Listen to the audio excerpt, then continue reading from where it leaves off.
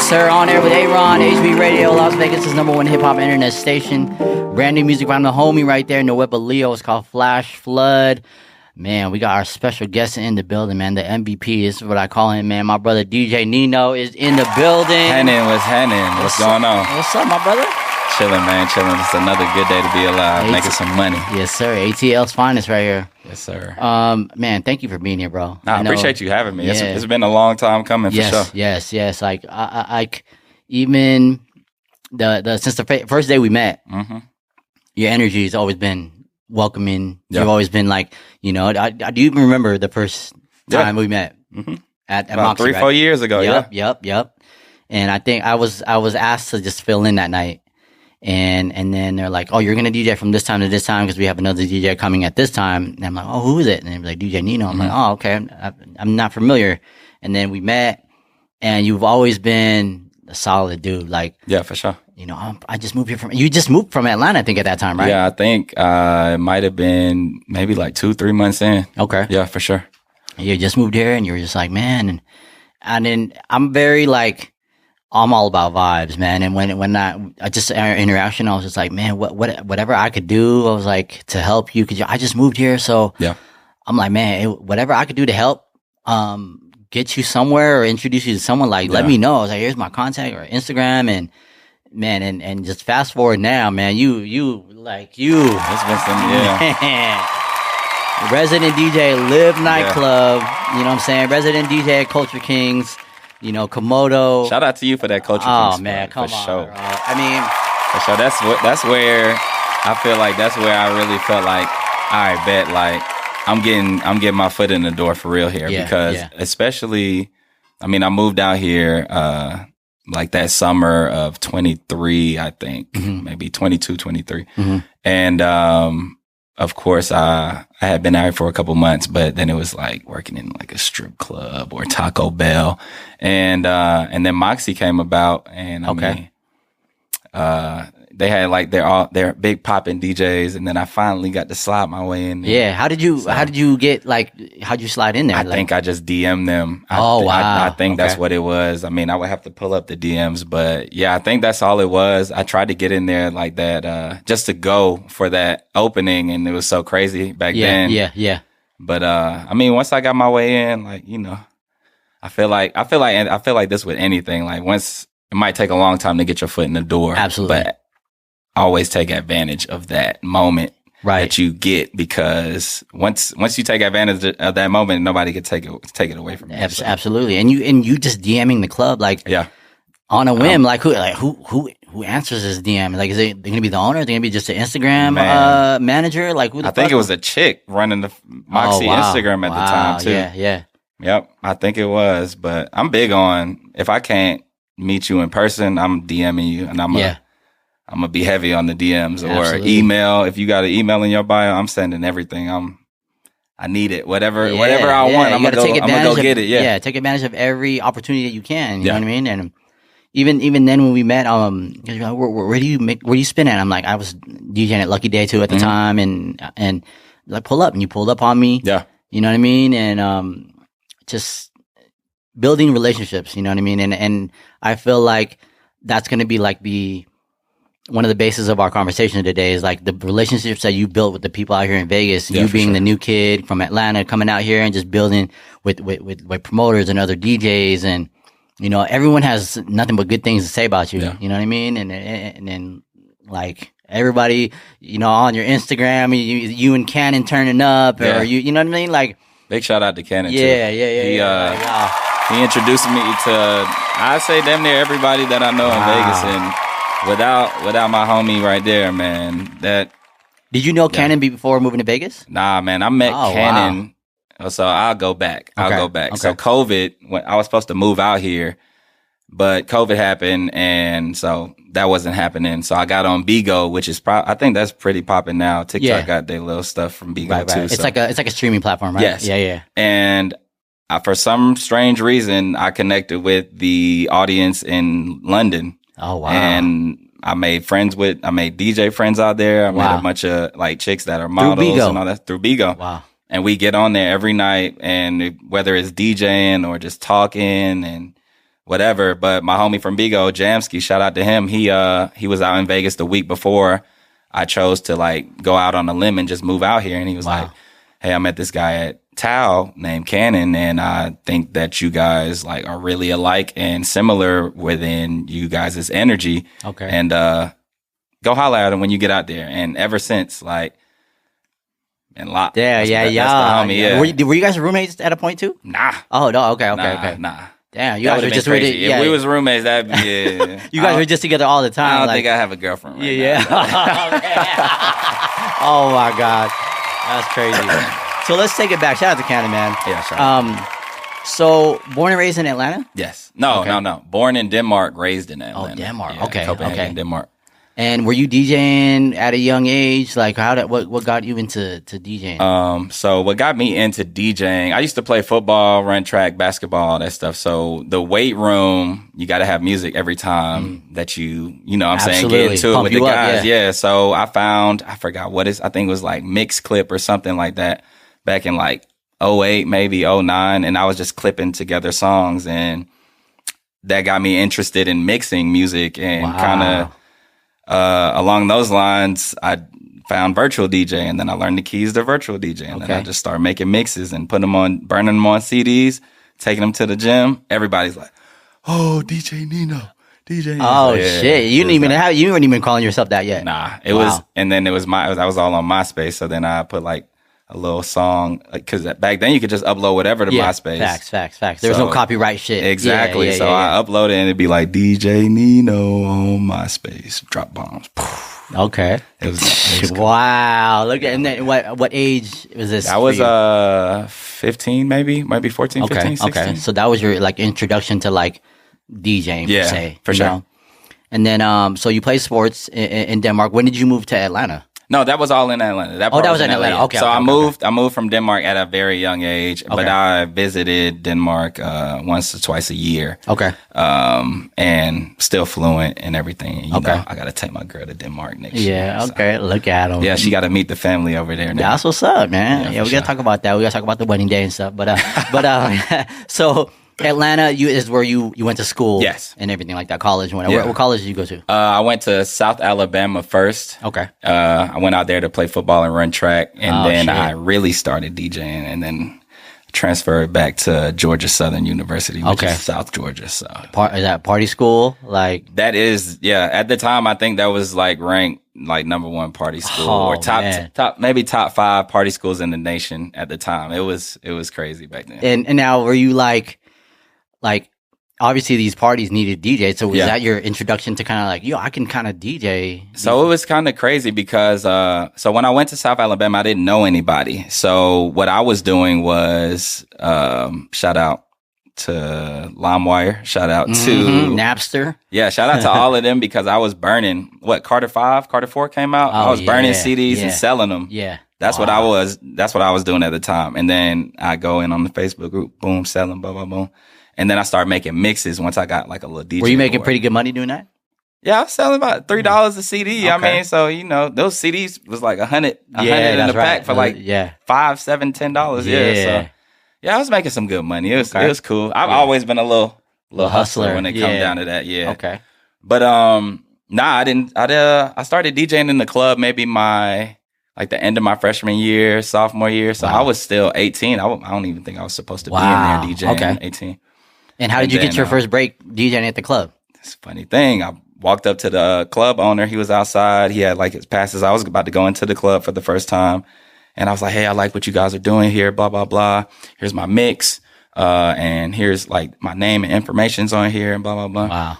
He listened to it. He hit me back the next week and was like, we want you DJing Mardi Gras. It's Mobile, Alabama. So if you guys don't know, do I look into the camera? Yeah, if you guys don't know, that's actually where Mardi Gras originated. Oh, is that right? It's Mobile, Alabama. Okay. So I got the busiest time of year and I crushed it. And I was in there. So after that, they were scheduling. You was in. Yeah, I was locked in Alabama at that point, and then I had to. Maybe I stayed in Alabama for 2 years in school, and then I transferred because out of state tuition is crazy. Yeah, but I transferred back to Georgia Southern and basically had to start all over. People there knew me from high school as DJing the parties and throwing parties, but then they were just like, I mean, we ain't seen you in 2-3 years now. So yeah. I gotta wipe the slate, start all over. Right. Still knew everybody, but it was hard. It was some racism over there. So it was hard to. Shit. I know I'm light skinned, but hey. Man, but I had to work my way in. Right. Sure. So you had to start and meet club owners the same type of way, like go and give your CD out or whatnot. Yeah. What was your first day when you went back to Atlanta? What was your first club? Like, how did you get in there?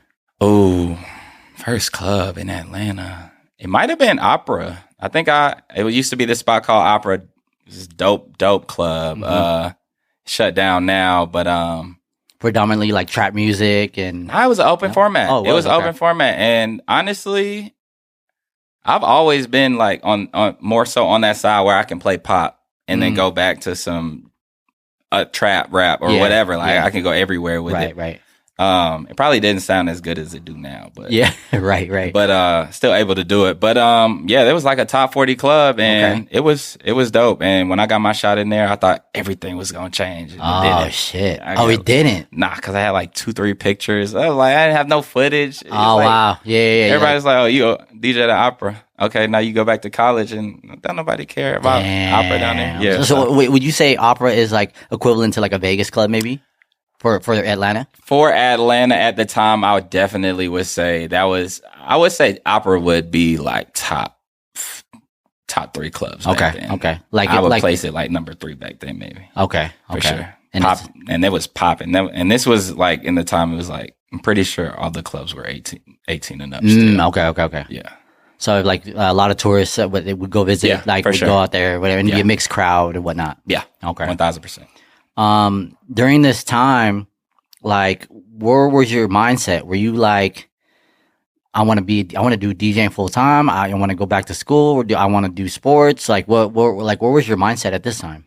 I just want to be the best DJ in Atlanta at the time, or that was definitely I feel like the best DJ.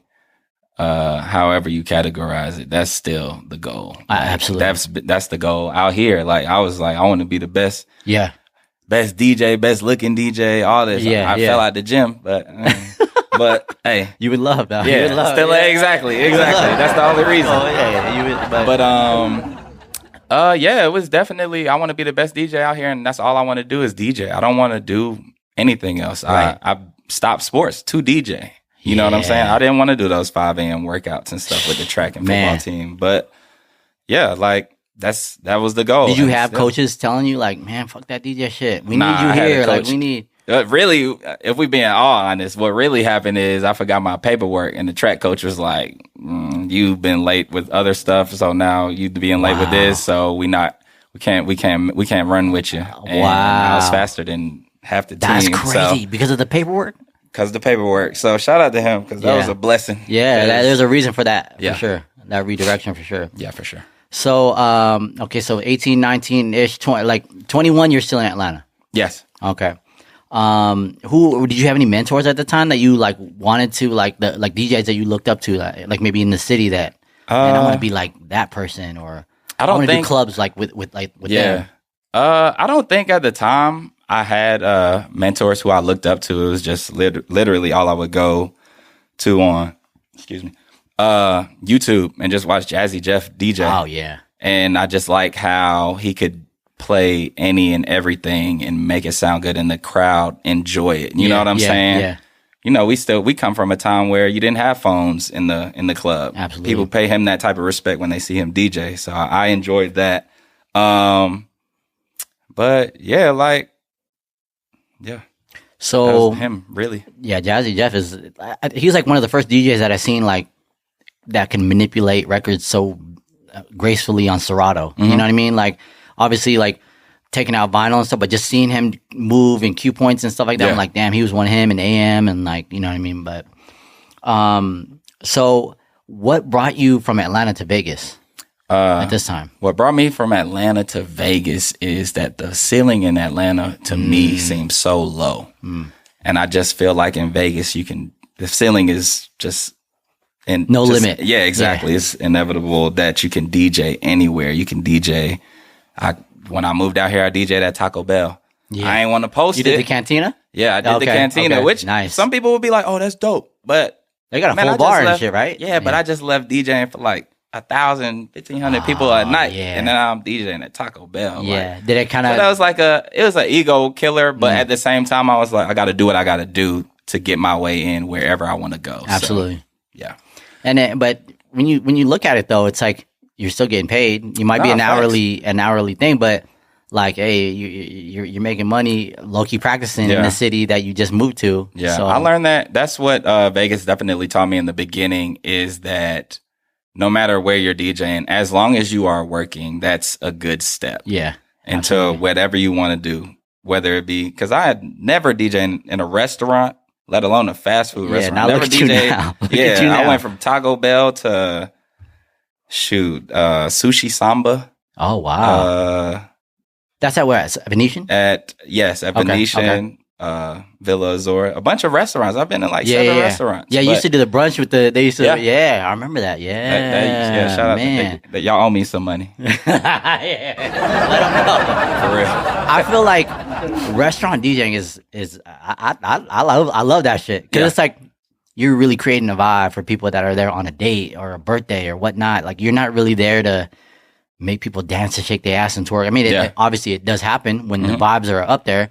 But it's like you just there creating the vibe and you don't have to do too much, but you have such an intricate part in the night. Yeah, for sure. Whoever, all these people are celebrating something, you know what I mean? Mm-hmm. But so when you moved to Vegas, was Taco Bell Cantina your first gig? DJing? Was Taco Bell my first gig? I think it was Taco Bell and it was Euphoric, the strip club. Oh shit. That was the first, and that was actually, which I didn't know that Vegas strip clubs weren't like Atlanta. I thought that was. Oh, like, Euphoric was like a go in there and make it rain. Yeah, definitely not. Crazy, And then I'll go into the other spots and it was just like. You're like, what the hell? Hand their money, like gentlemen's clubs. Wow. That's wild. But yeah. Now, did you have these gigs lined up before you moved here? Nah, I didn't. Okay. I didn't. I was actually in contact with Direct. I DM'd. Okay. I was DMing and emailing. Yeah, shout out to Direct and Blueprint Sound. I was in contact with them. But you got to work your way up. Definitely. So it wasn't like I was thinking I was going to come out here and get straight to it, but I had to work my way up. So I mean, and Direct probably having so many DMs from people all over. So it's and you got to prove yourself. Like, you know what I'm saying? Some people might come out here and boom, let me work with you, and that'd be the only time they ever in Vegas. Right. Rather, he don't see you putting, you know what I'm saying? Like put together, no pun intended, that blueprint and those steps forward. Yeah. You know what I'm saying? So did you have to link up with Direct? It's funny story. I tried to link up with Direct so many times. Oh, okay. So I was in the club spending money. Like, all right, he gonna pull up, he gonna be here, and then he be sick or something. I'd be like, oh man, Direct, I'm gonna catch you tomorrow. I'm gonna catch you next week. And he went, and then another DJ feeling. But it's crazy to see now because I see that like. He might be doing something, but then somebody got to fill in for him, or even I have to fill in for him. Right. So, I mean, you are busy. He runs a whole company and DJs as well. So, absolutely. Yeah. So, but I didn't have nothing lined up. I didn't know anybody out here. I didn't have any gigs lined up. It was you didn't even have like a day job. Nothing. Like you moved out here. I need to move to Vegas. Up and move. I moved out here. Wow. Shout out to my pops for calling that shot because I was thinking like Austin, Texas, or where else was I? It was I think Fort Lauderdale or something like that. Okay. And he was like, "Nah, you need to do Vegas. Do Vegas." Damn. And, so shout out to him. Pops for sure. Cause man, look. For sure. So nothing was lined up, man. That was all footwork. Damn, that's amazing. Yeah. So Taco Bell Cantina, you did at Euphoria, and then Euphoria didn't last that long, right? That was the one with Blueface and all that shit happened. And after all that, which is crazy because like I got low key fired, but I didn't get fired. Oh shit! I don't really know the story behind that, but 2 weeks later it closed down. Yeah, I was like, I don't know, man. Everything that's been happening in Vegas been happening for a reason, bro. And divine timing, has played its part for me very well. Whether it's Euphoric closing down and me losing it like a week before, and then losing Villa, like when Villa closed down, I was like, oh man, like that's my weekly gig and all that. And I was making good money every week. And so how do you like ground yourself at this time? Like, how do you like pep talk to yourself where it's like you don't get too caught up in the negativity and you're like, fuck, I lost a gig, I need to I need to pick myself back up, and I gotta, you know what I mean? Like, what? How did you, like, when your mindset during this time? How did you pick yourself back up? Around the euphoric time, I think I was just like, all right, well, now I got more time to go out and meet people. Obviously, I was getting lit, but at the same time, I wasn't getting lit to the point where somebody was like, okay, I just met this super drunk guy. Right. I was lit, but you would never be able to know it by me having a conversation with you. So I was still out with Cannon, shaking hands, meeting everybody that I know to this day. Right. So that's what I did with that time. And then I was working with Ultrasound at the time agency. Okay. Yeah, I was working with Ultrasound, and that's who was putting me in Taco Bell and a couple other places. And then I went independent, and then I started working at Villa, and that was a weekly gig. And you went in there too and just met them and all that. I was actually working Ultrasound at Ultrasound gig at Sushi Samba, and the owner from Villa comes by, and he's like, "I like the way you DJ. Wow, come by." Yeah, he was like, "Come by. We just opened up this place. Come check it out. Let me know if you like it. We can talk a little bit, and then you come back in. Let me hear you mix, and then let's work the numbers." Wow. Yeah. So timing. Yeah, for sure. That was the most money I ever made at Villa. At Villa. That's a weekly check or every two? It was a weekly check. Okay, nice. And I should have saved that money. Hey, when you first start making money like that, man. Especially when you're struggling and you don't know when your next gig is coming from the struggle, coming from the struggle, and then you start making money like that. Yeah, hey, and this shit falls in your lap. Like, you're like, man. I had a good time, though. But then when I lost that, it was a shock because at the time, that was the main thing I was doing. And I think I found out like 2 weeks before. They ain't even tell me like a month or 2 months before. Wow. So yeah, man, 3,500, man. I ain't forget about yeah. How long were you at Villa? I was at Villa for about 2 years. 2 years. Yeah. Okay. For about 2 years. Doing the brunch or dinners or? Well, the brunch, Maria, shout out to Maria Romano. She started doing the brunches there. That was that happened for a couple times, a few times. But the dinners was the dinner parties on Friday and Saturday was what really was popping. That's the one where they doing the towels and all that stuff. That's crazy. Yeah, for sure. Now, where did Moxie come into play in this? Like, did you have Moxie at the time? Or I forgot. Yeah, I forgot to mention Moxie. Moxie actually opened up September when I first moved into my apartment. When I officially was like, okay, I'm going to do this Vegas thing and lock in. Moxie opened up around that same exact time, and so I think Moxie came into play maybe 2 or 3 months after they opened. Okay.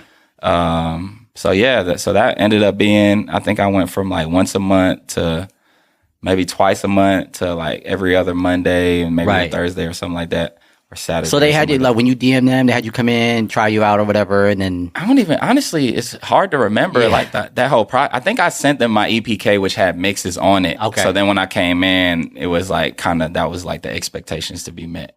Okay. And then how long were you at Moxie? Shout out to Ray. Yeah, Ray. Yeah, man. Good times over there. And that's where we connected. Yeah, that is. Good old time over there.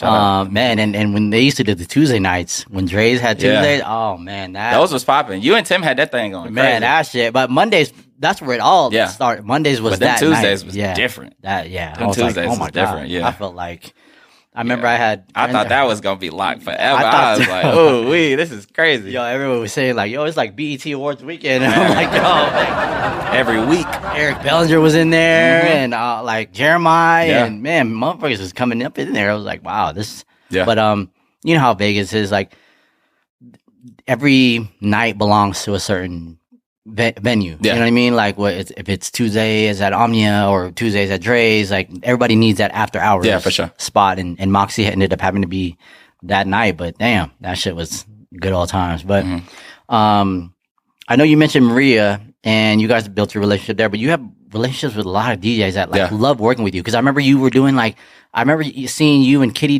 went to Cali to do something with shout out to Kitty, Chanel West Coast, and Lil Wayne was there and talk about that. Wow. I forgot all about how I linked. I don't remember how I linked with Kitty. Do I? Because with Kitty, she would guest DJ. I think at Moxie sometimes too. Yeah, and honestly, I think Kitty posted something one day, and then I was just like, I can do this. Or I think somebody else put me on the gig, and then I walked in, and I started DJing, and she was like, who is this? Like, he nice with it. And like ever since then, Like, shout out to Kitty. We've been locked in. Like, she definitely, she put out emails for me and stuff to try to get in Tao. You know, that list be like, oh, I know exactly, long as hell. Yeah. She's one of those people that always created opportunities for other DJs. You know, she's always posted like, "Yo, I'm you know, the booking DJ for this venue. Send me your shit." You know what I mean? And she's obviously created opportunities. So shout out to Kitty. Always shout out to Kitty. She actually flew me out for Chanel West Coast birthday. Wow. Lil Wayne was there, so that was dope. That was my first time in LA DJing. Wow. So, yeah, that was cool. That was getting flown out from DJ dope. Kitty. Look at that. Fly me out, you know. So man, that's fucking amazing, man. It's great to see like the growth, like from hearing this story. Yeah. We haven't even touched the meat and potatoes yet, because you got so much. It's been a long time coming though, man. It's been 3-4 years out here. Like it ain't come overnight. And honestly, I'm glad nobody thinks that either, because even like with newer DJs that come out here, I try to tell them like, yo, just go out, meet people, just go out, buy somebody a drink, just talk to whoever you can. Talk to a tourist, talk to a host, talk to a security guard. Every time I went out, bro, I would say, what's up, security guard, bathroom attendant. The bathroom attendant at Marquee, even if I ain't been there in a year and a half probably. However long I've been dating Jalea. Yeah. I could walk in there tomorrow and you better clear out how long you been dating Jalea, because she gonna be a year and a half.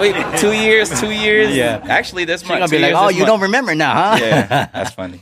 But you said the bathroom attendant, anybody. I say what's up to every single person. I don't care if you just the wheelchair guy. I'm gonna say what's up to you. I'm saying what's up to whoever I'm walking past. Yeah, absolutely. So I think that's very important. Oh, to not only, I mean, that's Southern hospitality though. For sure. At its finest. You know what I'm saying? Being a good guy, being a cool guy. And, you know what I'm saying? It's like simple common sense that people that don't have. Yeah. You know what I mean? Even what you just mentioned right now, it does not take rocket science to do. Saying hi and be a respectful person. People don't get that. Yeah. You know what I mean? It gets you a long way. You know what I'm saying? Sure. And I'm sure, like, you being a transplant from Atlanta to come to Vegas, I'm sure once you started showing, you know, these higher level gigs, people all of a sudden that maybe didn't fuck with you before or text you before, all of a sudden, hey, man, I'm trying to come out there. What's up, man? Like, what do I got to do? All of a sudden. Yeah. You know what I mean? And it's crazy because once I started knowing, like, the hosts and what they do, I know that now if people come out here, I can help them. I can help. Shout out Cannon, shout out Joe, shout out Caleb, shout out Brandon, and anybody else that I'm missing. But Ryan, anybody.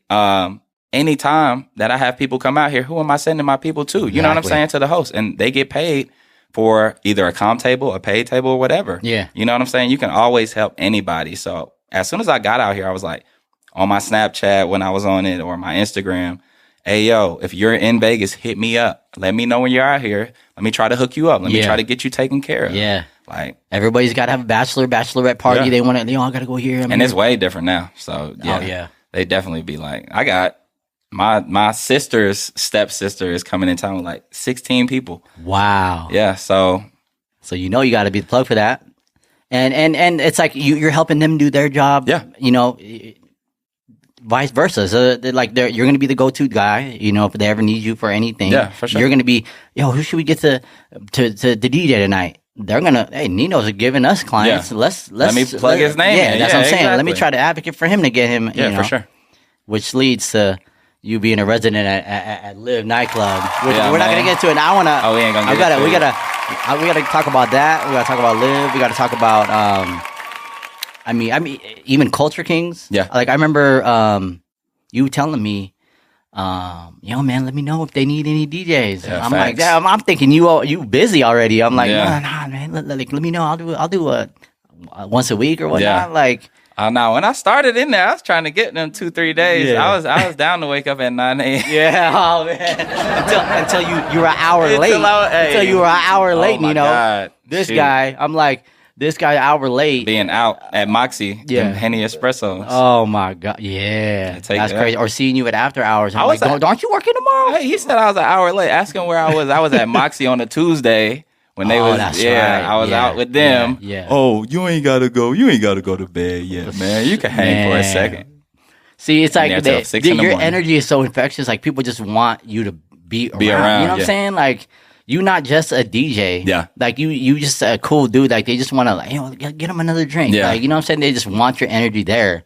You know what I mean? Then you end up being an hour late to the store, but yeah, I thought I was gonna be fired. But they love you there too, man. Yeah, for sure. Shout out to the Culture Kings team over there. But we're gonna take a quick break, man. You hanging out? It's the weekend. Yeah, for sure. I know you got a busy weekend, Super Bowl weekend, by the way. Oh, yeah, Super Bowl, we up. Yeah, me and Aaron up this weekend. Did you put money on the game, bro?